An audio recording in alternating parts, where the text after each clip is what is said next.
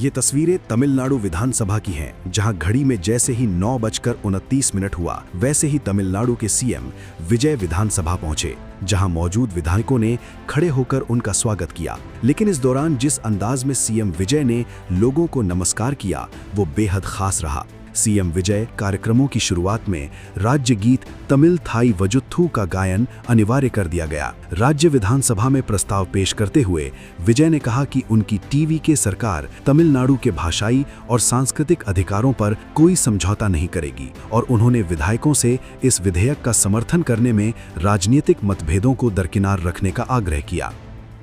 माननीय अध्यक्ष महोदय, भाषा हमेशा संवाद का एक माध्यम होती है, इस बात से कोई इनकार नहीं कर सकता। ये दुनिया की हर भाषा पर लागू होता है, इससे भी कोई इनकार नहीं कर सकता। लेकिन हमारी तमिल सिर्फ एक भाषा नहीं है, ये सिर्फ बोलने से निकलने वाली आवाज़ नहीं है। मैं फिर कहता हूँ, तमिल सिर्फ एक भाषा नहीं है, ये हमारी जान है, ये हमारी भावना है।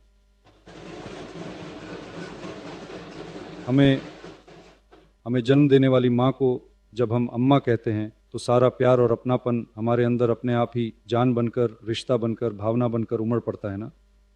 उसी तरह, बल्कि एक कदम आगे बढ़कर कह सकते हैं, तमिल कहते ही कैसा महसूस होता है, क्या होता है, ये बताने की ज़रूरत है क्या। माँ जैसे सबसे पवित्र होती है, वैसे ही मातृभाषा भी होती है, और उसमें भी हमारी मातृभाषा तमिल भाषा है। इतना कहना ही काफ़ी है। मुझे लगता है कि हर कोई हमारी मातृभाषा के प्रति इस भावना को समझता होगा। अगर हमारी माँ ही हमारे लिए सबसे पवित्र है, तो हम सबकी तमिल माँ के बारे में क्या कहना। माँ का सम्मान करने वाली, उनका गुणगान करने वाली तमिलनाडु की मिट्टी तमिल थाई वाल्थु को कैसे छोड़ देगी? नहीं छोड़ेगी, और कभी छोड़ भी नहीं सकते।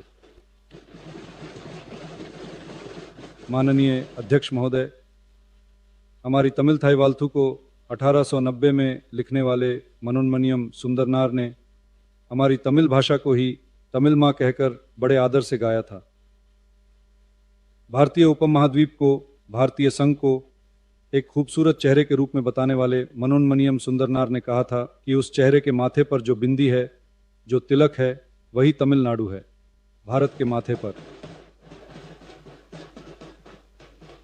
के माथे पर सजी बिंदी की तरह एक जीत की बिंदी है हमारा तमिलनाडु। उन्होंने कहा था कि जैसे उस बिंदी की खुशबू पूरी दुनिया में फैलती है, वैसे ही तमिल की कीर्ति भी पूरी दुनिया में फैलनी चाहिए। ये सच ही तो है। आज ऐसे देश बहुत कम हैं जहां तमिल बोलने वाले लोग ना हों। ऐसा कौन सा देश है जहां तमिल और तमिल लोग ना हों? मैं फिर से कह सकता हूं, तमिल सिर्फ एक भाषा नहीं है, ये एक संस्कृति है, ये एक सभ्यता है, ये एक सोच है, ये एक आत्मा है। फिलहाल के लिए बस इतना ही। बाकी अपडेट के लिए बने रहिए वन इंडिया हिंदी के साथ।